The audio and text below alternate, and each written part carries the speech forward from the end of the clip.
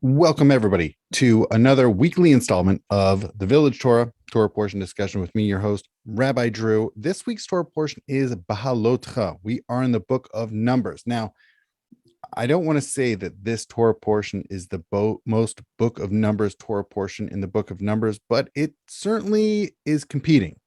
And what I mean by that, we know that each of the five books really has a different flavor unto itself, right? We have the book of Genesis, which is a lot of the story, which is a lot of stories, background. Book of Exodus, a lot of the departure from Egypt. And a lot of those stories are really, some people love all the stories in Genesis. A lot of people love the stories in Exodus. We have the book of Leviticus, which is deeply fascinating, but not so many stories. It has a lot of legislation. It seems actually to be really well put together. There's a lot of thought that went into it.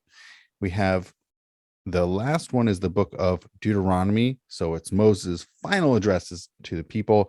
And we have smushed between Leviticus and Deuteronomy, we have the book of Numbers. Now, the book of Numbers has a lot going on. There are some laws, much less than were in the books of Exodus and Leviticus, but there's still a bunch of laws, certainly a lot. Now, there are a lot of stories. And one aspect that I think a lot of people love the book of Numbers as opposed to the book of Exodus, for instance, both have a lot of stories, and there's still, of course, legislation. There's a lot to be learned, a lot to be gained, a lot to be discussed about leadership in the book of Numbers. Now, this week's Torah portion I mentioned earlier is Beha'alotekha, has a lot going on. It's funny. There are some Torah portions. There's not so much going on, neither from a narrative standpoint, or even if there is a narrative going on, it's really focused on one or two different components of a narrative. This week's Torah portion has so much going on. I'm not even going to delve into everything. I will just say there's a lot, and it could be an entire series just focusing on the events in this week's Torah portion.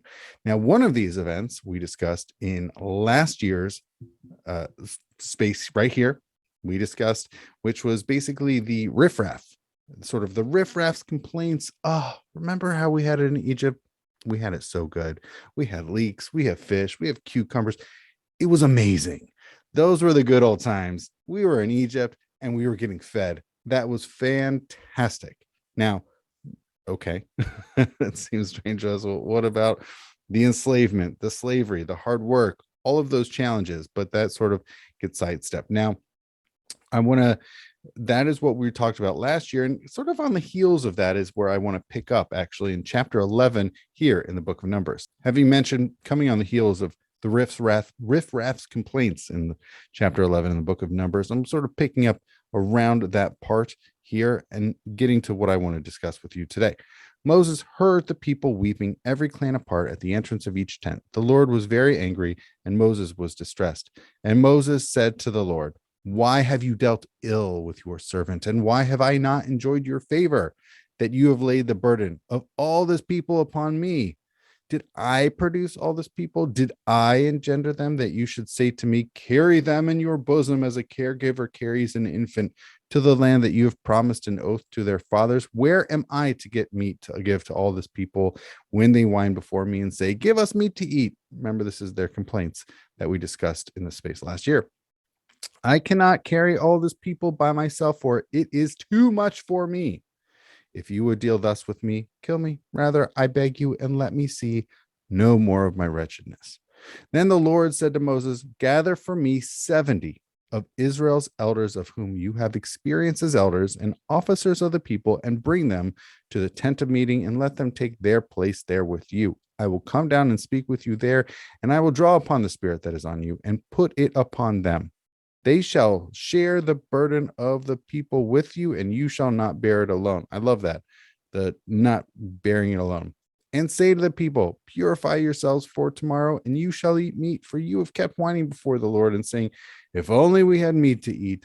Indeed, we were better off. We were better off in Egypt. The Lord will give you meat, and you shall eat. You shall not eat one day, not two, not even 5 or 10 or 20, but a whole month, until it comes out of your nostrils and becomes loathsome to you. For you have rejected the Lord who was among you by whining before the Lord and saying, why did we ever leave Egypt?" Okay, now we can get into here continuing dialogue between Moses and the Lord, but for me, was incredibly fascinating that God, the Lord says, why do you have to do this all by yourself? Now, it is, of course, interesting, and we can all ask ourselves, there has been a lot. There's been a lot in the Torah where Moses is having these back and forth dialogues with God. Sure, there are challenges, there are issues, there's a lot to be done, but usually Moses is totally fine on his own, although there are many times in which he is accompanied by his brother Aaron, and they are having these conversations with God. So the burdens of leadership are not fully falling solely upon the shoulders of Moses. It's shared also with Aaron, and that does happen from time to time. And then we also see where they get accused of really trying to hoard essentially all this leadership just for themselves. There's like a monopoly. Why should Aaron and Moses have all the leadership? Now that's actually interesting. And when we think about that, that exchange that happens, and Moses says, I'm really not trying to do this all by myself. It's God. And it's interesting. And that's going to lead us into our next story. So as we continue, I'm going to skip this meat stuff when they talk about all the meats and how it's going to, the logistics basically piece. But then Moses went out and reported the words of the Lord to the people. He gathered 70 of the people's elders and stationed them around the tent.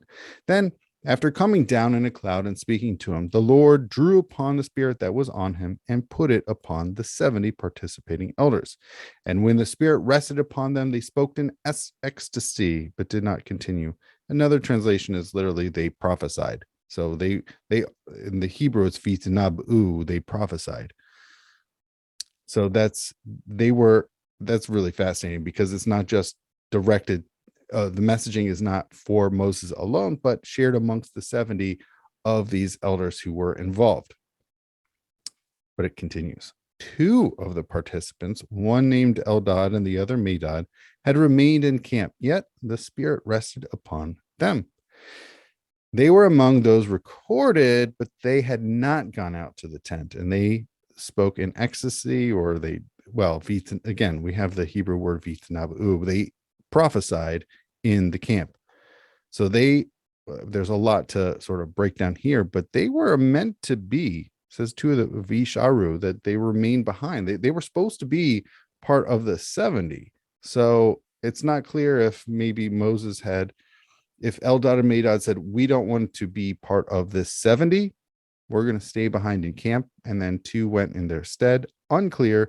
Either way, they were selected, and even though they remained in camp, the Spirit still rested upon them, and they were able to be involved with this prophetic endeavor. But there's a potential challenge. An assistant ran out and told Moses, saying, Eldad and Medad are acting the prophet in camp. Wow. So, and then Joshua, son of Nun, Moses' attendant from his youth, spoke up and said, my Lord Moses, stop them, restrain them. Right? This is a challenge to your leadership, that they are engaged in prophecy, that they are doing this activity that really is your role, really is that's what you do, Moses. You should stop them. Unexpectedly, we then see Moses said to them, are you wrought up on my account? Are you would that all the Lord's people were prophets, that the Lord put the Spirit upon them? Moses then re-entered the camp together with the elders of Israel. Okay. And then the story continues here where it talks about actually the provisioning of the quail, of the meat for the Jews. So there is certainly a lot going on.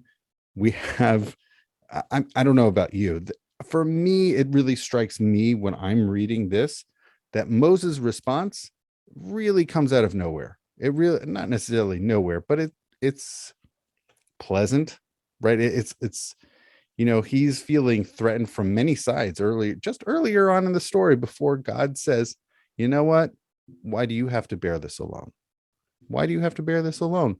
Why not take 70 elders with you, go up, and we'll make that connection. And he does, right? He follows God's instructions. They go up, they have that conversation. They have this prophetic interaction. And then we have 2 extra guys staying back in camp who also get engaged in this prophetic activity, this prophetic endeavor. And it's perceived, right, by the scout, someone who's bringing this report, and also Joshua ben Nun. And it's also interesting to consider that Joshua ben Nun here is the right-hand man for Moses. And ultimately, at the end of Deuteronomy, takes over for his leadership in Moses' leadership role. So seeing this, perceiving this as a threat to the leadership is quite the concern. And yet Moses says he's fine with it. Now, it's almost like stopping on a dime. And yet there is a certain sense that is made out of this, right? Because Moses doesn't want to deal with all of this on his own. But I think there's a little bit more. And I found a really fascinating essay, which includes the following. This is an essay by Professor Rabbi David Frankel, in which he says he thinks that Eldad and Medad refused to go out. They did this in conscious defiance of Moses, who chose them to be among his 70 yes men. The arrangement that God and Moses had made was designed to bolster Moses' singular authority. All spirit had to be transmitted to others via Moses, and the purpose of this transmission was strictly to authorize subordinates who would serve him. There was no place in this arrangement for individual spiritual voices that might speak independently of the figure of Moses and bring a diversity of opinions into the public domain.